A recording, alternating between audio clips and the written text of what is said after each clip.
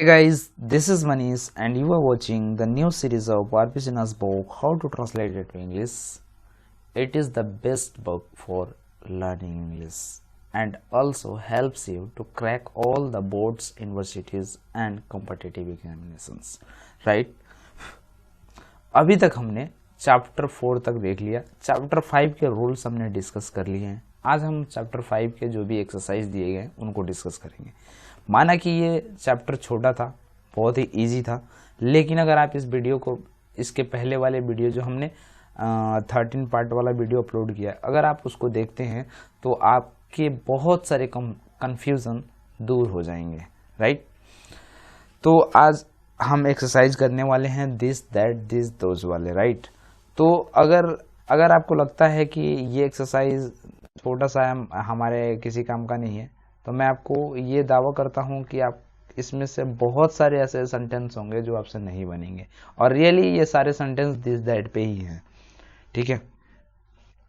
और ये भी दावा करके कह सकता हूँ कि जो अभी तक आपने दिस दैट का यूज सीखा है, अगर आपने मेरी वीडियो नहीं देखी है तो बहुत सारे कंफ्यूजन आपको रहेंगे ही रहेंगे। ठीक है?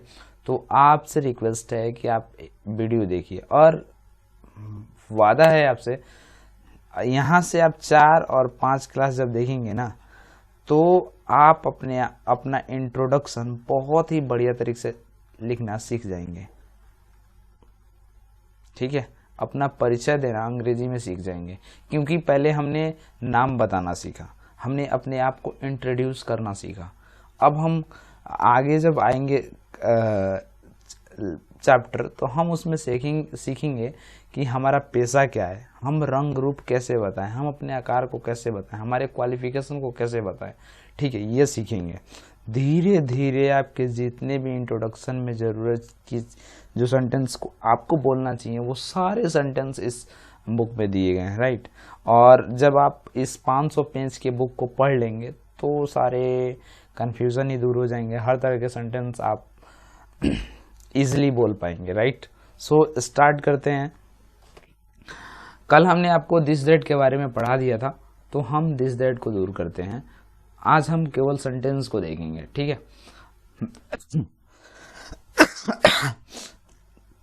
ये सारे पीडीएफ आपको मिल जाएंगे। ठीक है? Telegram channel English with Manish पे। देखो, आप मुझे कमेंट करके पूछते हैं कहाँ पे मिलेगा। मैं वीडियो में बोलता हूँ लेकिन आप सुनते हैं नहीं। ठीक है? मैं चैनल, जो टेलीग्राम चैनल है, उसका लिंक मैं कमेंट बॉक्स में पिन कर दूंगा, डिस्क्रिप्शन बॉक्स में दे दूंगा। ठीक है? आप वहां से जाइए और डाउनलोड कर लीजिए। ठीक है? अब सेंटेंस को देखते हैं। बहुत ही इजी लग रहा होगा आपको, लग रहा है कि मतलब हम क्या पहली क्लास में हैं जो ये सब पढ़ा रहे हैं। इस बुक में दिया हुआ है, ये पढ़ाना है, और ये आपको बहुत कंफ्यूजन लगेगा जब आप ये पूरी वीडियो देखेंगे तो। ठीक है? कहेंगे कि पहले तो ये मतलब डाउट ही रहेगा कि वो बनेगा कि नहीं। अगर आपको विश्वास नहीं है तो एक बार ट्राई कीजिएगा खुद से बना करके, तब इस वीडियो को देखिएगा, वो भी हो जाएगा। ठीक है? चलिए स्टार्ट करते हैं। जैसे कह रहा है कि यह लड़का है, तो हिंदी में हमने यहाँ पे अगर जैसे दिस इज अ बॉय लिख दिया। राइट? अगर हम ए नहीं लगाते, बिकॉज यहाँ पे भी तो ए नहीं दिया ना, एक नहीं दिया, तो हम ए क्यों लगाएं? तो हिंदी में आप एक लगाएं या ना लगाएं, अगर ये कॉमन नाउन है, और कॉमन नाउन यानी काउंटेबल नाउन है, और इसको काउंट कर सकते हैं, और ये सिंगुलर है, तो हमने सीखा है कि उसके साथ क्या लगना चाहिए? ए लगना चाहिए, आर्टिकल लगना चाहिए। राइट? ए या एन लगना चाहिए। यह सेव है, तो आप, यह एक सेव है या यह सेव है, बात एक ही है। ठीक है? सिंपली ये सिंगुलर सब्जेक्ट है, सिंगुलर नाउन भी है। राइट? जैसे हमने S S S S P P P P का रूल पढ़ लिया है, सब चीज़ पढ़ ली है, हर चीज़ देख ली है हमने। ठीक है? अगर नहीं देखा है तो आप देखिए, तभी आपको कुछ समझ में आएगा। तो दिस इज एन एप्पल। और जब हम प्रॉपर नाउन की बात करते हैं ना, वह गीत है, तो दैट इज गीत। जब हम प्रॉपर नाउन की बात करते हैं तो प्रॉपर नाउन के साथ आर्टिकल नहीं आता है, लेकिन मैं आपको बताऊंगा कि प्रॉपर नाउन के साथ भी हम आर्टिकल लगाते हैं। कहाँ पे लगाएंगे वो हम बात की जब हम प्रॉपर नाउन को पढ़ेंगे तब सीखेंगे। ठीक है? यह आम है, लेकिन आपको जनरली प्रॉपर नाउन के साथ आर्टिकल नहीं लगाना है। ठीक है? यह आम है, दिस इज अ मैंगो। आप लगाएं या ना लगाएं, एक हिंदी में लगा हो या ना लगा हो, आपको यहाँ पे लगाना पड़ेगा, ठीक है। जैसे अगर आप, जैसे हमने रूल पढ़ा है कि सिंगुलर सब्जेक्ट है, सिंगुलर वर्ब होना चाहिए, तो आप यहाँ पे चेक कर सकते हैं इसको। जैसे देखिए ये हमारा दैट क्या है, सिंगुलर है, वर्ब क्या है, सिंगुलर है, नाउन क्या है, सिंगुलर है ना। यहाँ पे क्या है, दैट क्या है, सिंगुलर है, वर्ब क्या है, सिंगुलर है, और नाउन भी, आने वाला ऑब्जेक्ट भी वो क्या है, सिंगुलर है। तो ये सेंटेंस सही है। अगर इसमें आपने मैंगोज घुसा दिए होते, मैंगोज कर देते, तो ये गलत हो जाता, ठीक है, समझ गए ना। यानी अगर एस एस एस एस जा रहा है तो वो सेंटेंस सही है, अगर एस पी एस लिख रहे हैं तो ये सेंटेंस गलत है, ठीक है। अगर पी पी पी पी जा रहा है तो भी सेंटेंस सही है, अगर पी एस पी इस तरह से कर रहे हैं तो ये भी गलत है, ठीक है। मतलब पी, तीनों पी होना चाहिए या तीनों एस होना चाहिए। अब ये डिसाइड सेंटेंस को देखकर ही पता चलेगा। जैसे यहाँ पे लिखा हुआ है या आँख है, जैसे आप छोटे बच्चे का किताब देखते हैं ना, ए फॉर एप्पल लिखा होता है और चित्र बना, तो उसे आप इंडिकेट करके कह रहे हैं कि ये आँख है, तो आप कैसे बोलेंगे, दिस इज एन आई, है ना। सिंगुलर की बात हो रही है। वह कान है तो this is, that is an year. यह छाता है तो दिस इज एन अम्ब्रेला। अब यहाँ पे देखिए ये सब तो आप कर ही लेंगे ऊपर वाला, ठीक है। 9 नंबर देखिए, यह चूना है, राइट। तो चूना जो होता है ना, चूना, ये अनकाउंटेबल नाउन है, और जब अनकाउंटेबल नाउन आ गया तो हमें ए एन लगाने की जरूरत ही नहीं है, क्योंकि काउंटेबल नाउन के साथ आर्टिकल लगते हैं, अनकाउंटेबल नाउन के साथ आर्टिकल नहीं लगता है। तो दिस इज लाइम लिखेंगे। अब ये अंडे हैं तो प्लूरल की बात हो रही है, ये भी प्लूरल है, यानी पी है तो हमारा वर्ब भी प्लूरल होना चाहिए, ठीक है। तो हमारा सब्जेक्ट, ये वाला सब्जेक्ट है तो ये प्लूरल हो गया, ठीक है। ये वाला वर्ब है तो ये भी प्लूरल है, ठीक है। ये वाला हमारा नाउन था तो नाउन यानी ऑब्जेक्ट, तो ये भी प्लूरल है, यानी ये सेंटेंस सही है। These are X. अब पता है बहुत सारे बच्चों को हमने ये देखा है कि ये एक लिख देंगे केवल और इसको काम खत्म हो जाएगा, तो ये एक्स होना चाहिए हर जगह पे, इसका फॉर्म उसके सब्जेक्ट के अनुसार होना चाहिए, ठीक है। ये केले हैं, दीज आर बनानास। यह घड़ी है, दिस इज अ वॉच। अब देखिए यहाँ पे 13 नंबर देखिए, यह चांदी है तो दिस इज सिल्वर। अब चांदी को आपने कभी काउंट करके लिया है क्या, हमेशा नाप तोल करके लेते हैं, है ना। तो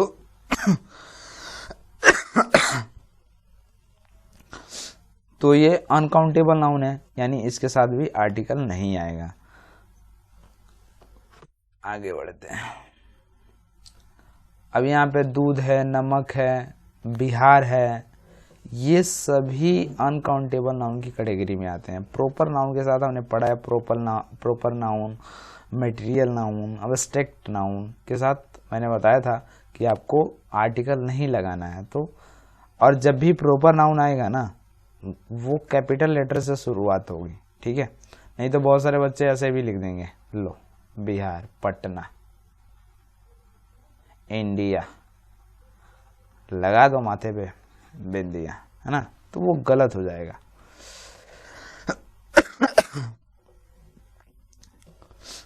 यह स्कूल है, this is school. School countable noun होता है। पटना तो this is Patna, this is a Patna मत लिखना, दिस इज ए बिहार मत लिखना, ये गलत होगा। प्रॉपर नाउन के साथ आर्टिकल आपको नहीं लगाना है। रोशनाई का मतलब तो पता है, थोड़ी देर के लिए तो मुझे भी पता नहीं चल रहा था ये क्या है, तो मैंने भी सर्च किया, तब पता चला कि इसका मतलब इंक होता है, ठीक है। तो दिस इज इंक। इंक भी आपको पता है लिक्विड फॉर्म में होता है, तो हम उसको काउंट थोड़ा ना कर सकते हैं। क्या आपने वाटर को कभी काउंट किया है, क्या काउंट कर सकते हैं, नहीं कर सकते हैं। इसका मतलब ये है कि ये अनकाउंटेबल नाउन है, और जब अनकाउंटेबल नाउन है तो हमें आर्टिकल नहीं लगा सकते। लेकिन बहुत सारे ऐसे होंगे जो दिस इज, अगर मैं दिस इज एन इंक लिख देंगे, एन इंक, ये भाई गलत है। ठीक है।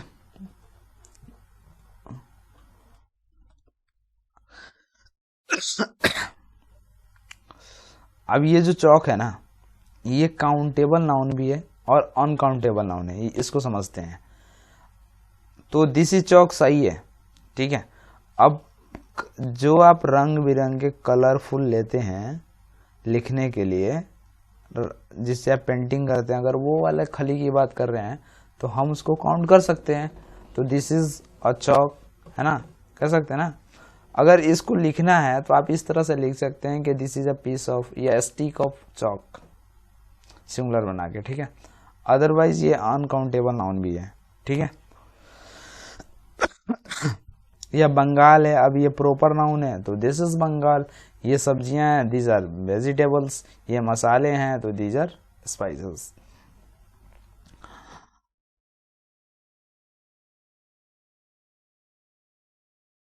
जब हमने आपको पॉजेसिव एडजेक्टिव के बारे में बताया था,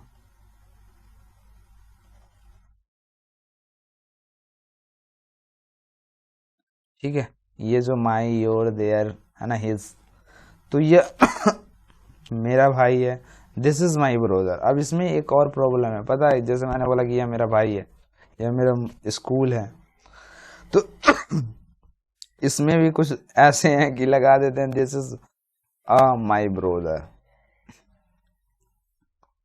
ठीक है, यह मेरा एक भाई है। तो ये क्या है, जब यहाँ पे ये पॉजेसिव एडजेक्टिव आ गया तो आर्टिकल लगाने की कोई जरूरत नहीं है, ठीक है। यह मेरी माता जी हैं, दिस इज माई मदर। या मेरा मित्र है, दिस इज माई फ्रेंड। या मेरी चाची हैं, this is my aunt. Aunt बोलो या आंटी बोलो, है ना, ये तीनों स्पेलिंग सही है, इसलिए मैंने लिख दिया आपको, ताकि आपको दिक्कत ना हो। यह श्री सिन्हा है, तो दिस इज श्री भी लिख सकते हैं या मिस्टर लिख सकते हैं। मिस्टर जब भी लिखें उसका एम कैपिटल लिखेंगे, मिस्टर सिन्हा। मिस्टर यादव और राधा, राधा भी प्रॉपर नाउन है, इसके साथ भी आर्टिकल नहीं लगाएंगे। This is Mohan. ये कहानी खत्म हुई। जैसे मैंने यहाँ पे आपको बताया कि ये 3 है और हमने 2 की चर्चा नहीं की, और यहाँ पे ये 1 है, राइट। अब यहाँ पे ये वाला सेंटेंस को सही करिए, एक्सरसाइज 4 है।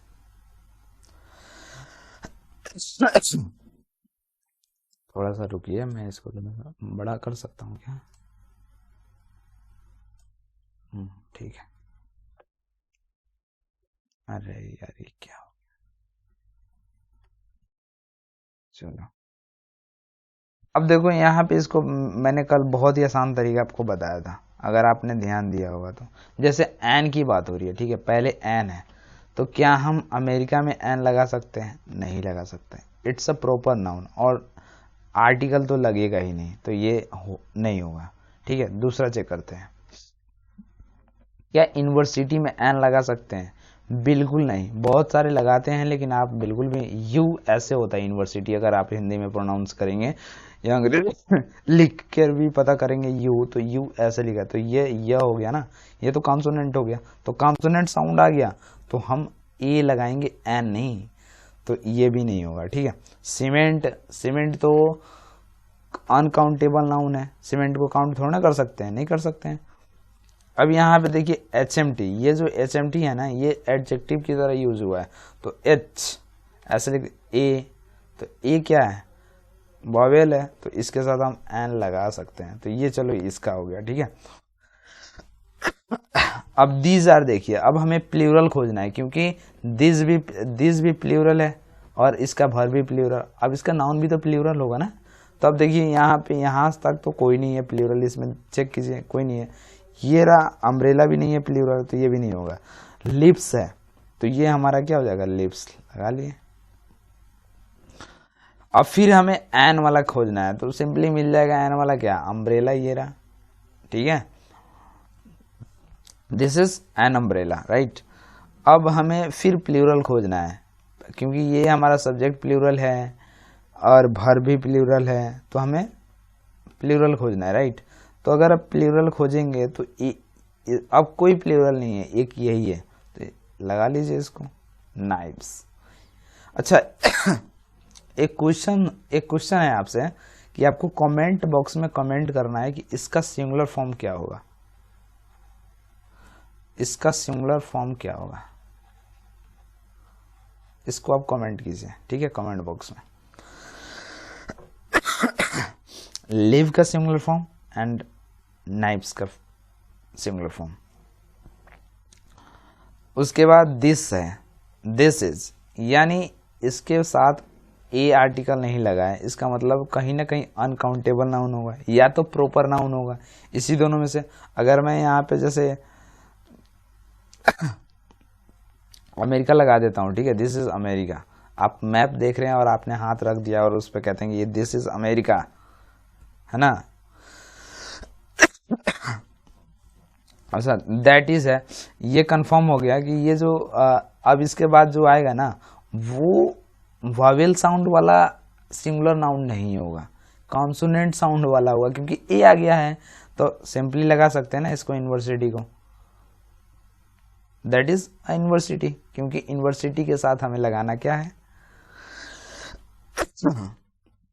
अच्छा, फिर दैट इज आ गया, राइट, तो ये भी दैट इज आ गया, इसके साथ ए नहीं लगा है ना एन लगा है, इसका मतलब ये है कि इसके साथ या तो प्रॉपर नाउन आएगा या तो अनकाउंटेबल नाउन आएगा, तो प्रॉपर नाउन कहीं बचा नहीं है, अब अनकाउंटेबल नाउन बचा है, तो ये रहा सीमेंट, अनकाउंटेबल नाउन हो गया।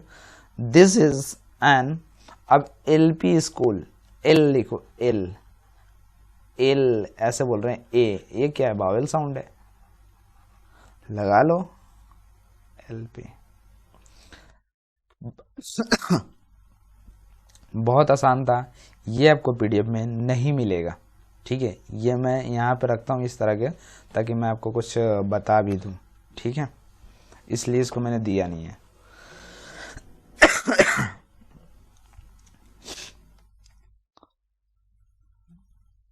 अब इसको देखिए आप, करेक्ट दिस ट्रांसलेशन, यह घड़ी है, अब उल्टा पुल्टा लिख देंगे जैसा है, जैसे देखिए यह घड़ी है तो दिस हो गया, घड़ी का वॉच हो गया, और है का इज लिख दे, क्या इस तरह से होगा, नहीं, हिंदी में आप किसी तरह से लिखिए, लेकिन अंग्रेजी में आपको लिखना है पहले सब्जेक्ट, उसके बाद वर्ब, उसके बाद ही ऑब्जेक्ट होगा। ये फार्मूला हमने आपको शुरू में बताया था और कहा था कि इस चीज़ से हम पूरी सेंटेंस को ट्रांसलेट करते चलेंगे, राइट। तो यह घड़ी है, तो सिंपली क्या होगा, इस दिस के बगल में लाओ, इस कहानी खत्म, दिस इज अ वॉच, यह दफ्तर है, राइट, तो दिस इज दैट, अच्छा दिस यह कह रहा है तो दैट लगा है तो इसको दिस कर लो, दिस, अच्छा लिख लो इस तरह से, दिस इज, और ए भी नहीं होगा, ऑफिस, एन होगा, एन ऑफिस। यह गीत है, दिस इज सॉन्ग्स तो होगा नहीं। अच्छा, मैंने ऊपर वाला ये जो गीत लिखा है, राइट, मैंने प्रॉपर नाउन समझ लिया कि ये किसी का नाम होगा, अगर गीत आप समझते हैं सॉन्ग, मुझे बताना चाहिए था, मैं तो आप सॉन्ग लिख लीजिए, ठीक है, तब दैट इज अ सॉन्ग लिखेंगे, राइट, यह एक गाना है। वो वाला गीत समझते हैं, तो अगर गीत नाम समझते हैं, गीत नाम भी होता है, तो मैंने नाम समझ के इसको गीत लिख दिया है। अगर आप सॉन्ग समझते हैं, ठीक है, गाना समझते हैं, तो आप सॉन्ग लिखेंगे, that is a song, right.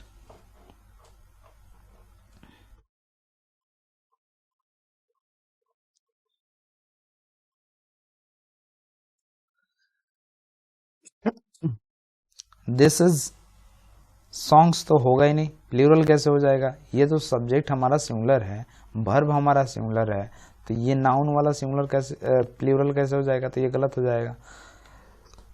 अगर इसको सही करना है तो सॉन्ग कीजिए, ए सॉन्ग लिख लीजिए, ए सॉन्ग, ठीक है। ये गाड़ियां हैं, दीज आर, ए कार भी नहीं होगा, दीज आर कार्स होगा। ये आंखें हैं, दीज आर आईज होगा, एन आईज थोड़ा ना होगा। रूल हमेशा याद रखो, पी पी पी पी, तीनों होना चाहिए, पी, अगर आपने इसमें से एक भी कहीं पे एस लगा दिया तो वो गलत होगा। एस एस एस, हमेशा एस एस होना चाहिए।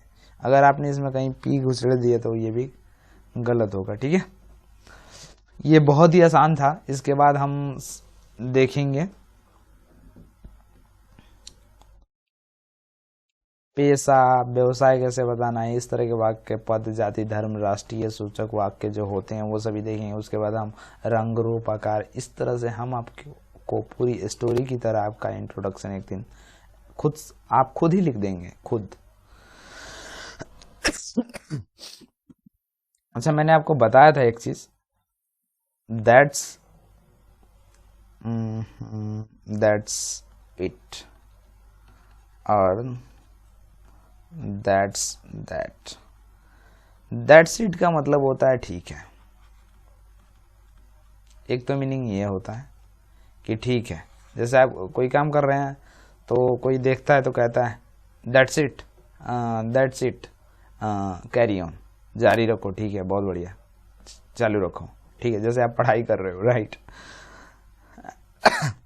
और मैं देखता हूँ तो मैं कहूँगा दैट्स इट। पर ये आपको बता दूं, ये दोनों ही इनफॉर्मल तरीका है। आप कहीं पे जैसे आप ऑफिशियल कोई काम कर रहे हैं तो इस तरह से बिल्कुल भी ना बोलें, ठीक है। ठीक है, फॉर्मल जगह पे हैं, फॉर्मल बातें कर रहे हैं, वहाँ पे कोई चीज़ लिख रहे हैं, वहाँ पे आप इस तरह के वर्ड यूज़ नहीं करें तो ठीक है। चलो, एक तो ये हो गया। एक इसका मीनिंग ये होता है समाप्त, एंड। एक इसका मीनिंग ये होता है रीजन फॉर समथिंग,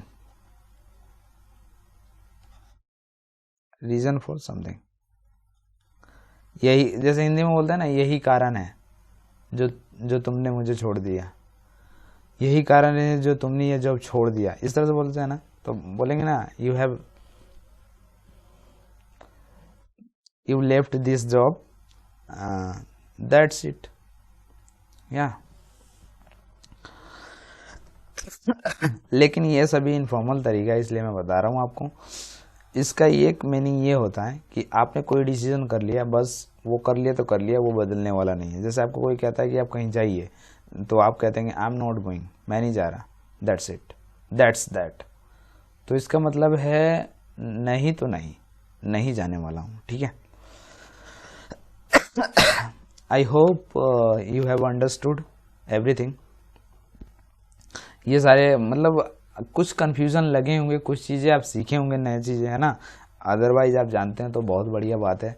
नहीं जानते हैं तो एक बार आप खुद प्रैक्टिस कीजिए, आपको बहुत सारे कंफ्यूजन गारंटी होंगे, ठीक है। मिलते हैं नेक्स्ट वीडियो में। Thank you, thanks for watching.